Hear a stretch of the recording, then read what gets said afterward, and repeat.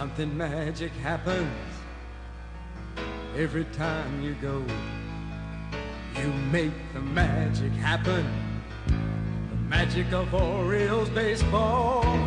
What is happening, good people of South Baltimore? Welcome back to South Baltimore Now. I'm with Kevin Lynch, Nate Carper here. Oh my God, Kev, last night was freaking awesome, dude. Orioles finally win a division championship. That's amazing. It's been a while. So exciting. I took the whole family out to Camden Yards last night. I'm a lifelong Orioles fan, so that was just so exciting, so great for the city, so great for the area, so great for the young fans who get to see what winning looks like, and so great for all the long struggling Orioles fans. We are back on top, and let's not let go of that. All the way through November, we got to keep this going. So yeah, I'm excited to hopefully get to a playoff game if we're lucky, but just awesome for the neighborhood. There's going to be a lot of buzz around town, especially this weekend with last couple of games planned.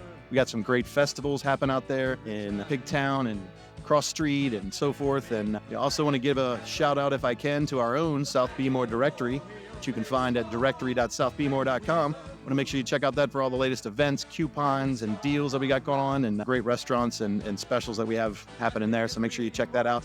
But today, very excited to welcome an awesome South Baltimore resident and someone who has written a really cool book about the memoir. It's a memoir of South Baltimore. It's called Wire to Wire, written by Patrick McArdle.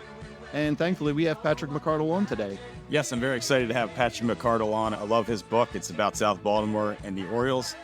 Two great passions of mine, two great passions of a lot of people listening right now. I think you'll really enjoy our conversation with Patrick. He's got a great perspective of one of those people that's not from South Baltimore, but moved here, fell deeper in love with the Orioles. So really great guests. Just one of those podcasts that are really fun where we can just it's almost like a conversation at a bar. We're just talking South Baltimore with some friends. Patrick, welcome to the show. Thank you for being here. Thanks for having me. So Patrick, before we get started, the Orioles got 100 wins last night for the first time since 1980. Is a sequel to your book going to be coming out soon? Yeah, exactly. Yeah, maybe sneak in a couple other years before that. But yeah, definitely. Mind your P's and Q's. You might be in it. Yeah, really cool. You think about it. I guess the Orioles were kind of great before all of us were relevant in our lives back in the 60s and 70s. And obviously you have the good era of the early 80s. Then you have that nice era of the mid to late 90s, which Patrick is very versed in. And then you had that nice bump in the 2012 to 2016 era, which is fun. And hopefully we're entering another fun era. Like this is the first year my kids really started paying attention to the Orioles, and they're having their best season in like 40 years. So like somehow I'll have to teach them this isn't what life is always like, but everyone in our family is enjoying it. But it's great. It's great when you have like those kids in elementary school and so many of their classmates have the City Connect jerseys and they have the Orioles. It's just like makes such an impression at you at an early age. I grew up in the Cal Ripken era, and I have basically a room in my house dedicated to Cal Ripken. So it's so cool to create these memories. And obviously the 97 season had a huge memory for Patrick and obviously some seasons before that. So yeah, this very exciting times. Yeah, it was funny you mentioned that. My daughter actually watched a little bit of the game with me last night and had her floppy hat on, and it was just a great time. Awesome. Patrick's book's awesome. I definitely recommend everybody read it. If you love South Baltimore and you love the Orioles, which I think everybody in this neighborhood loves South Baltimore, and most of your Orioles fans, you got to check it out. So it really gets into so many cool aspects of him ending up down here, that great Orioles 1997 season. Just getting started here, Patrick, where are you from and how'd you end up in South Baltimore? So I went to high school in Fairfax, Virginia, and moved around a little bit after college and was in California and knew I wanted to move back east. Just came up to Baltimore. I had a friend who went to Hopkins, and we went out to lunch one day, and I was kind of aimless. She recommended a couple neighborhoods, and one of which was Federal Hill. I described this day in the book where I came up here, went to Cross Street Market for the first time, and then met my landlord who signed the lease at the bar at Mum's, basically 45 minutes into walking into the neighborhood, and it's been here ever since. Gosh, love that. I know a similar story myself. I grew up in Annapolis in a suburban setting and was always loved coming into the city growing up. Just felt like there was so much tradition, so much character, so much grit, so much cool architecture and stuff. And I got to South Baltimore at a young age and haven't left either. So obviously, if you live around South Baltimore, there's a lot of people that grew up around Maryland, but there's a lot of people from all kinds of random places where this area just grabbed them. And I love hearing those stories. And obviously, Patrick, this area grabbed you so much that you wrote a book about it. And sounds like you had a heck of a year in 1997. What was South Baltimore like, I guess, in your view back then? Oh, man. So, I was 25 at the time, so I was enjoying every bit of what South Baltimore had to offer. I was living on Hanover Street, right across 1100 block of Hanover. I eventually moved to Churchill Street, which is more Federal Hill proper. But at that time on Hanover Street, it was kind of like a dividing line between Federal Hill and Sharp Leadenhall. But it was all just small little family run bars. And I mean, I could walk down the streets now and there's so many bars that have now row homes and residential houses and things, but it was just great. The market was definitely the central hub of activity for the neighborhood, and so much fun every Friday, Saturday night, and Saturday afternoons was a blast there with all the neighbors and people coming in from out of town. It was just a really special time and a really special place. Yeah, for sure. And I kind of live in the moment and don't tend to dwell on the past too much, but I'm reading your book and forgetting how much I miss getting the big beers and the steamed shrimp and all the good stuff that came with the Nick section across Street Market. Back in the day, they was configured a little bit different than a few years ago. They had like two bars that you can kind of sit all the way around. One had a steam bar and one was a raw bar.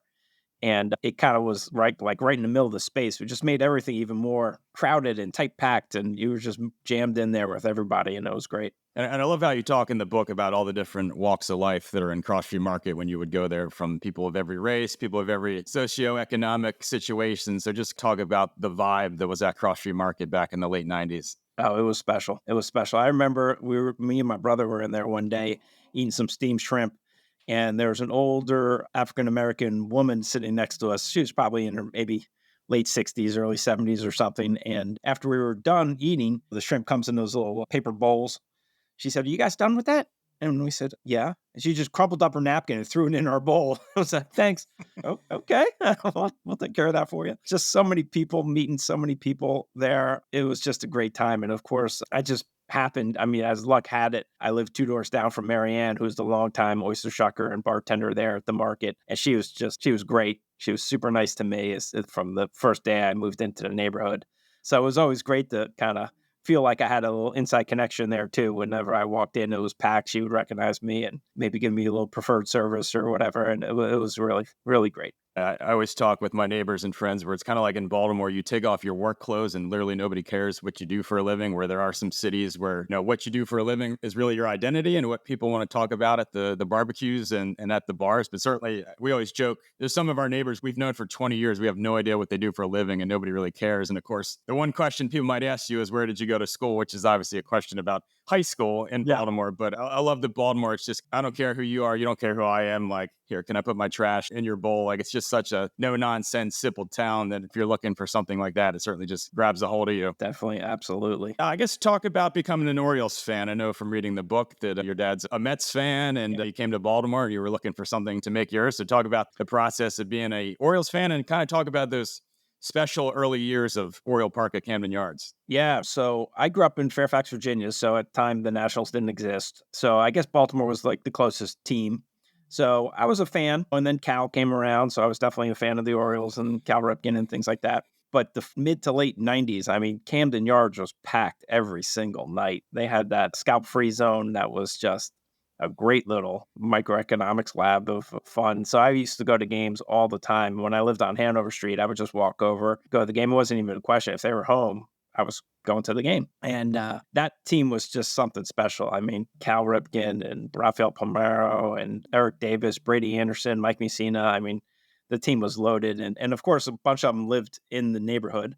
Harborview Tower was new at that time. So I remember running to Scott Erickson and Robbie Alomar over there. And it was just amazing for a kid from the suburbs to be able that close to a stadium first. I didn't have to drive my car to a park or anything. And then to feel like you're part of the community and you're actually running into these guys at Hilltop Pizza and whatever. It was just a special time. Yeah, that's so cool. I know when I moved to the neighborhood, the first thing I would tell people was like, so I can walk to Orioles games and Ravens games. How cool is that?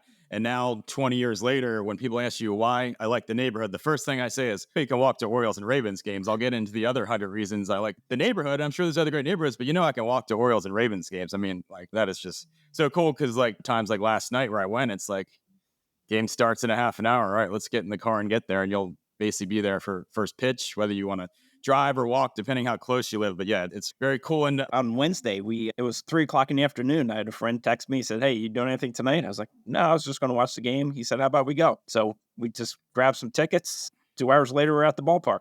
It's just great.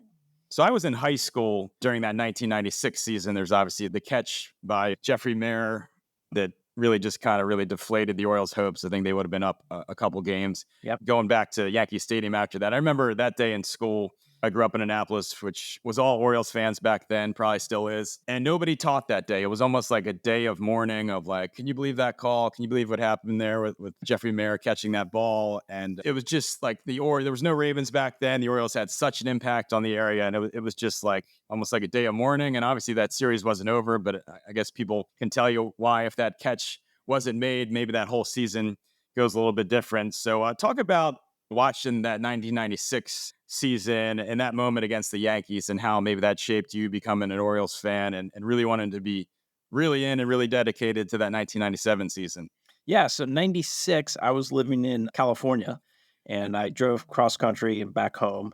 And I remember watching that game with my dad in the basement. He's a big baseball fan as well. And just, I don't even know what the words to describe it is. I mean, he probably hates the Yankees just as much as I like the Orioles. When he reached over and they made the bad call, and obviously they didn't have replay then or whatever, it was just deflating. I mean, it was just like, what else could go wrong type of attitude. And once I moved to Baltimore, I kind of realized like that, yeah, no, that's the thing here. Like there's a little bit of imposter syndrome with our city being so close to DC and playing against New York. And we're just like this little hamlet. But it really, I think it sparked the whole 97 season, which turned out to be great. We went wire to wire, first place every day of this summer. And it was just so much fun that summer going to the ballpark and all the guys. And it was definitely a veteran team that you could tell was had its like last shot. And then what happened after that was like, whatever it was, 20 years of losing seasons or something that we kind of try to forget about. Yeah. And Baltimore certainly has that chip on its shoulder and kind of thought whatever can go wrong will go wrong. And I think a lot of people need to read your book because so many people I've talked to over the years said, we got screwed against the Yankees and we didn't have another winning season for like 14, 15 years. I'm like, well, actually we had kind of one of our best seasons ever the next year. So it's always like, that's the memory people have from that era, kind of forgetting this great season they had the next year, which unfortunately, I guess the Cleveland Indians broke our heart that season. But you could still, to this day, I am convinced that if we had played the Yankees in the championship series, that we would have won it. There's no doubt. Like if the Yankees could have beaten the Indians.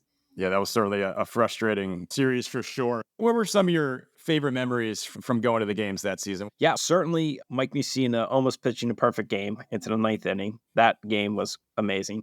There was that one game, there was a fan who climbed up to the very top of the foul pole and was just sat on top of the foul pole until they stopped play. I remember that distinctly because we were kind of underneath them, like we were back in the outfield, and that was amazing. It was funny because I started, when I was writing the book, I was just kind of jotting down memories on index cards of kind of things, just really for the purpose of passing along some of these stories to my daughter. And so many of them revolved around that one year in Baltimore that I decided that the memoir should just be that one year. And a lot of them were around going to the game and going to the scalp-free zone and the Eric Davis cancer diagnosis. I remember that. Now we're a couple decades plus later.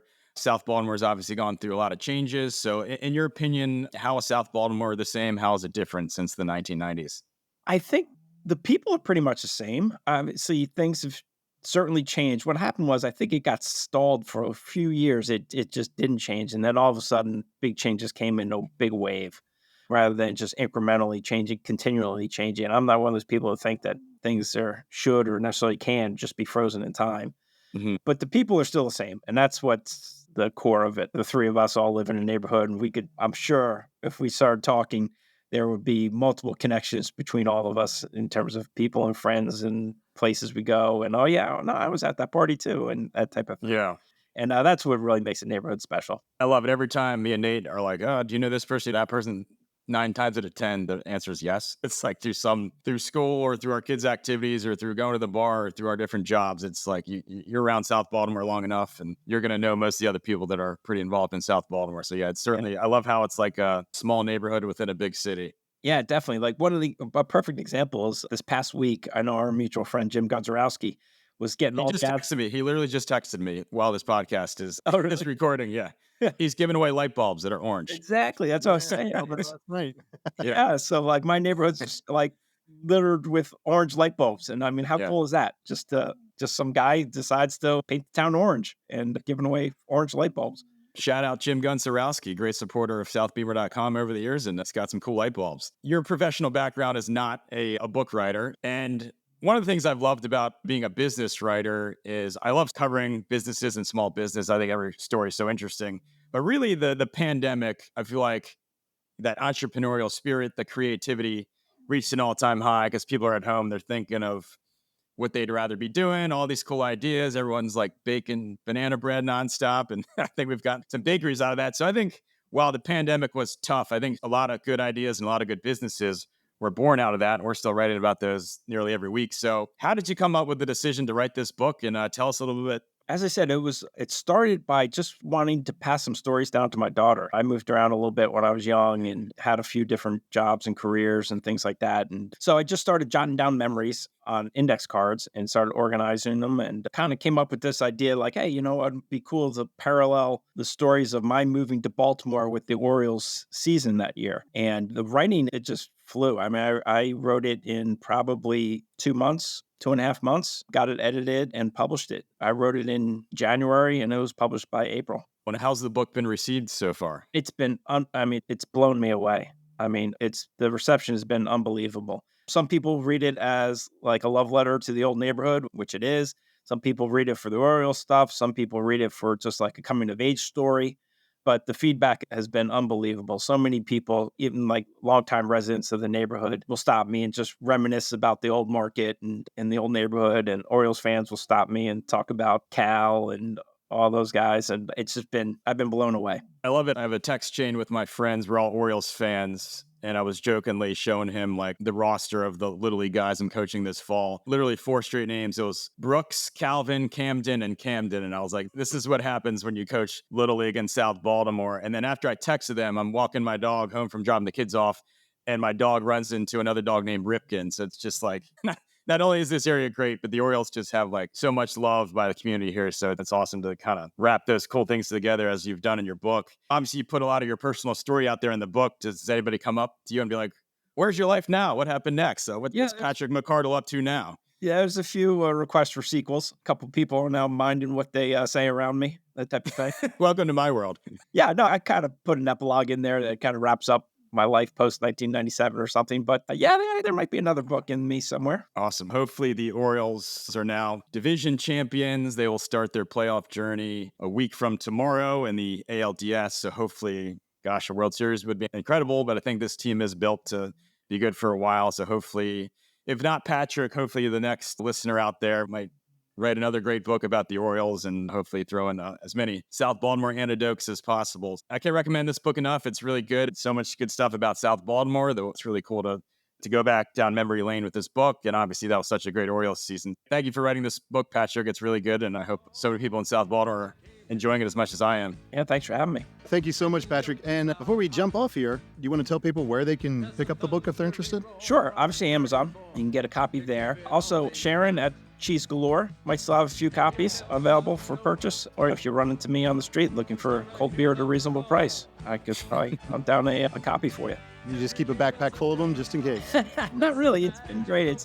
I haven't had to stock up much inventory. Sharon's been great at Cheese Galore, her customer base, and she's been a big supporter. I do see you walking around all the time, so I guess you're just doing door-to-door book sales? No, I haven't done that yet. This is a great book. It's fantastic. I think you're going to love it. It's called Wire to Wire. Again, you can pick it up online. There's some copies of Cheese Galore and more. Definitely want to check them out. We're all about shopping local.